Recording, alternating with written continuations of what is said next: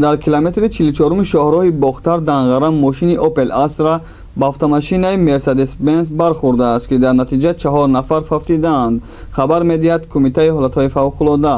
бино ба хабари манбаъ ин ҳодиса нисфи рӯзии 24 октябр рух дод ва шахсияти яке аз ҳалокшудагон то ҳол номаълум аст. манбаъ асли ин ҳодисаи мудҳишро чунин шарҳ дод ки ронандаи 31-солаи автомашинаи Opel Astra сокини деҳаи Лағмони шаҳри Кӯлоб дар қитъаи зикргардидаи роҳ Mercedes-Benz таҳти идораи сокини 27-солаи ноҳияи Кушониён бархӯрдааст. дар натиҷа ронандаи мошини аввалӣ ва бародари ӯ дар ҷои ҳодиса ба ҳалокат расиданд.